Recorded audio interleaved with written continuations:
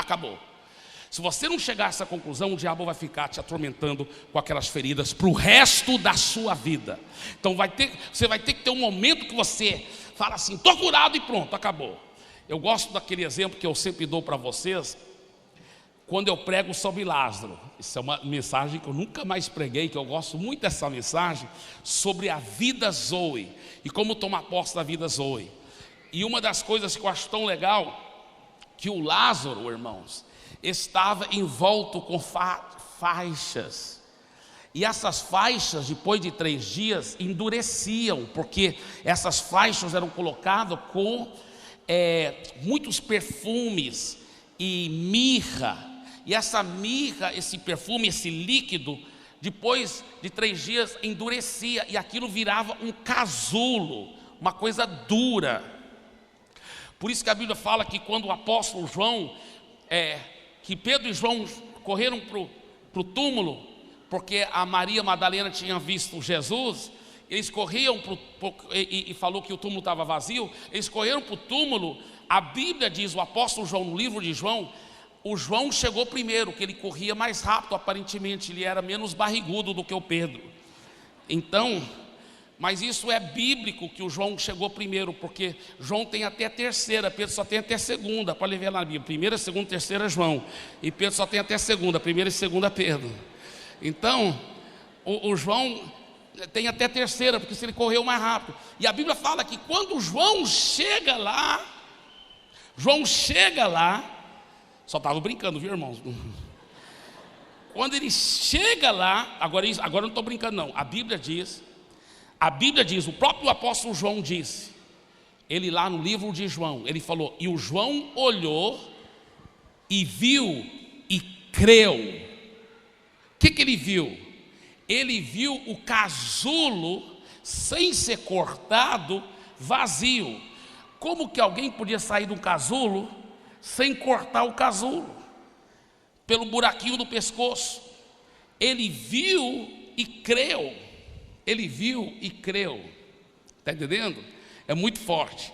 Agora,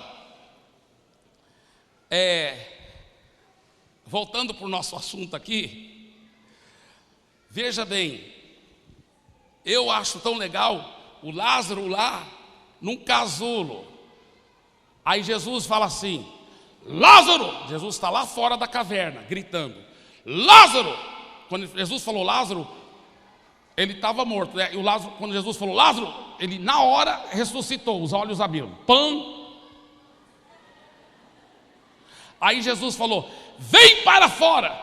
Lázaro deve ter pensado, Lázaro poderia ter falado, não posso, mestre, eu não dou conta de ir para fora, estou tudo amarrado aqui, e deitado em cima da pedra. Mas quando Jesus falou, vem para fora, nós sabemos que foi o poder de Deus que levantou Lázaro e levou ele até a boca da caverna, a entrada da caverna. Mas como que o poder de Deus fez isso? Eu creio que o poder de Deus só fez isso quando Lázaro respondeu esse comando. Quando Jesus falou, vem para fora, o mestre fala, Lázaro deve ter feito assim, e quando ele fez, o poder de Deus fez, zum. Você vai ter que fazer o para o poder de Deus fazer zoom. Entendeu?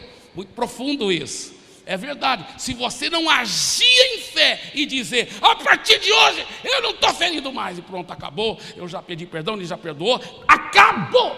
Se você não fizesse o zoom de Deus não vem. O zoom de Deus não vem. O zoom de Deus não vem. Toda imaginação ou retrato mental negativa acerca daquela pessoa. Você já perdoou aquela pessoa, você já está curado mesmo, então você só vai ficar vendo coisas boas agora. Você só vai ficar vendo coisas boas. Irmãos, se a Bíblia não deixasse bem claro que o diabo e os demônios fossem para o inferno, eu ia mandar todo mundo praticar isso e nós íamos ganhar o diabo para Jesus. Só que a Bíblia deixa bem claro que não tem jeito, ele está perdido, não tem jeito dele ser salvo.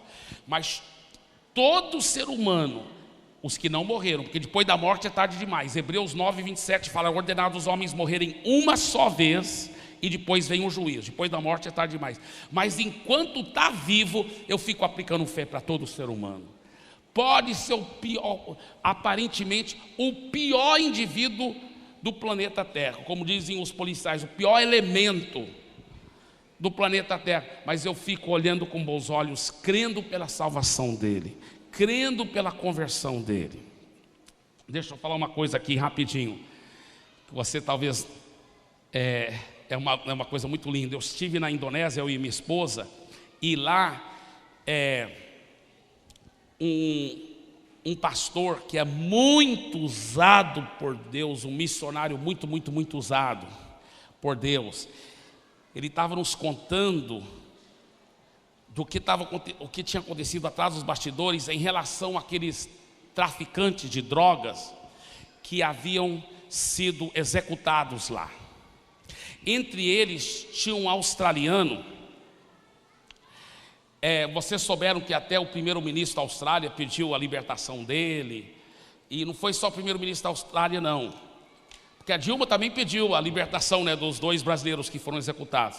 Mas não foi só o primeiro-ministro que pediu a libertação desse australiano, ele foi executado, mas eu acho que eu não estou exagerando em dizer milhares de pessoas da Indonésia, dos próprios indonésios, pediram a libertação do australiano também. Sabe por quê? Aquele australiano era um cara que sim, ele tinha se envolvido em drogas, mas dentro do sistema prisional lá de Indonésia, ele tinha convertido. E esse nosso amigo, que eu e minha esposa conhecemos, o Jeff, grande missionário, grande homem de Deus, esse nosso amigo discipulava esse australiano, e esse australiano se tornou um grande apóstolo de Deus dentro do sistema prisional, ganhava centenas de prisioneiros para Jesus. Ele era tão cheio da presença de Deus que os próprios guardas convertiam